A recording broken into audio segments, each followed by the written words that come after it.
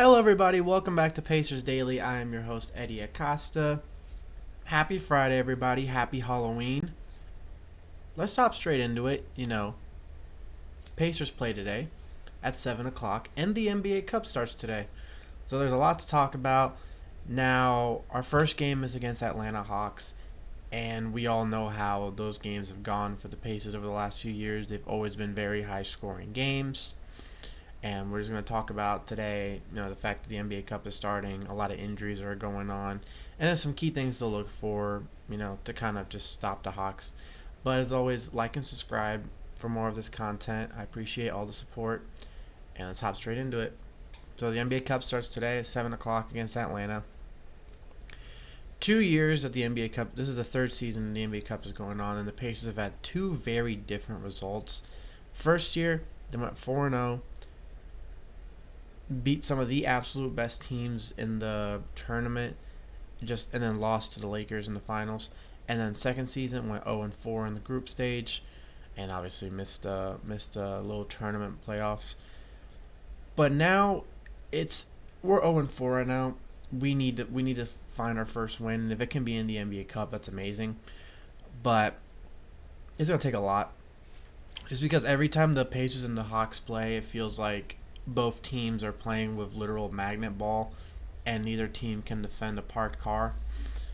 And I'm hoping that's not the case. I'm hoping we can just step up on defense, and then the offense will just come to us. But obviously it didn't happen against Dallas, just because we were defending pretty well. We just weren't hitting shots. But we just got to mix them together, because we can have a good defensive game or a good offensive game. But if you have both, that's how you're going to win. Just because that's just how basketball is. You need to have good offense and good defense to be able to win. But that's not always possible when there's eight players on the injury report. Same players as last time. That includes Obi Toppin, Andrew Nembhard, Benedict Mathurin, Cam Jones, Talon Peter, Johnny Furphy, McConnell, Halliburton. Same 8 players as last time. Still have no timeline on any of these players. Well, obviously Halliburton's timeline is next season, but no player really has a set timeline. Nembhard was game time decision today, and so were Peter and Furphy. Peter and Furphy are still game time decision, but out of everyone on the injury report, those are more of the end of the rotation type players. Now Furphy, I want to see what he can do, and same with Peter.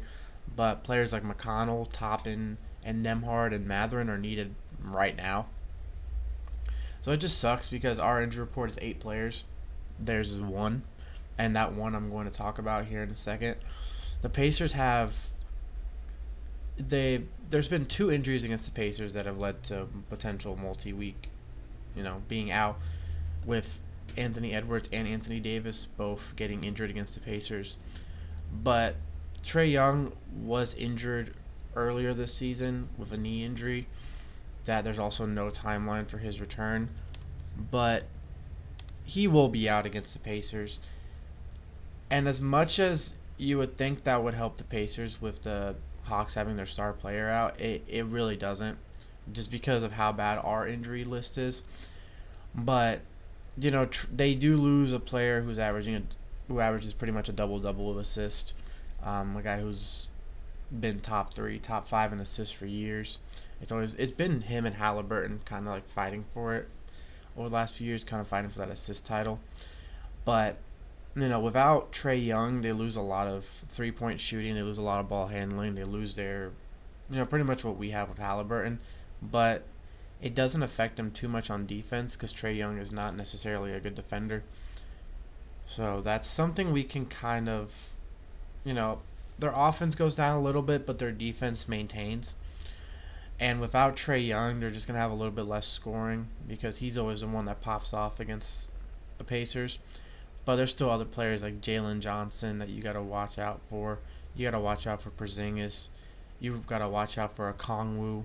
There's just so many players on this team that can just get hot at any moment. And then you got to watch out for Nickeil Alexander-Walker, who's a great 3-point shooter off the bench and could even be starting with Trae Young being out. So there's just a lot you got to look for when it comes to playing a team like Atlanta. We are going to be playing at home, so that helps us a little bit. But overall, we gotta really lock in.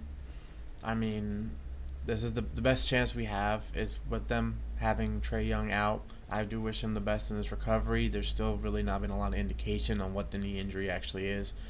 But there's been a few injuries recently that we haven't been told a lot about, including Anthony Davis' Achilles injury. We haven't been told if it's a torn Achilles, if it's kind of like a sprained Achilles like Kenny Moore had for the Colts, and it's just like a 4 to 5 week injury.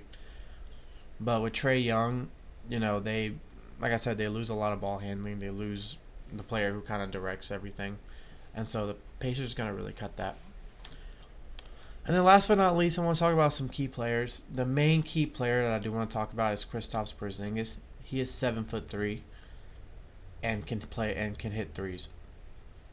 He's not gonna kill us on the rebounding, just because that's not really been his game. But he is a guy that's gonna try to go out there and score 30, 35 points because he knows how to, and he can, and he's done it before. And with him kind of being the main focus of the offense now, along with Jalen Johnson and also Zachary Richese, they have a really good front court. And their back court, obviously without Trae Young, isn't going to be, the best. But not just having Porzingis, but also having a player like a Okongwu off the bench, who the other day grabbed 14 rebounds off the bench. It's just all the stuff. They have everything they need without Young. But all the Pacers really got to do is make sure to keep Porzingis, try to get him a little bit in the paint. He's not as good of a paint player as he is outside the three-point line. But at the same time, he is still 7'3". He can play in the paint, and we don't have anyone remotely close to that height that can truly defend him down low, unless it's Isaiah Jackson with his strength, because he is a stronger player than Porzingis is. But Jackson has really been struggling this year. All of our centers have been up and down. Bradley has been good on the boards, but doesn't score too much. But that's kind of how it's always been. And Jay Huff has just been a little inconsistent from the three. So there's just a lot that we really got to focus on. And, the main thing is just making sure Porzingis isn't as valuable as he usually is. Make sure you expose Richese and Jalen Johnson's weaknesses, which honestly for both, there's not a lot.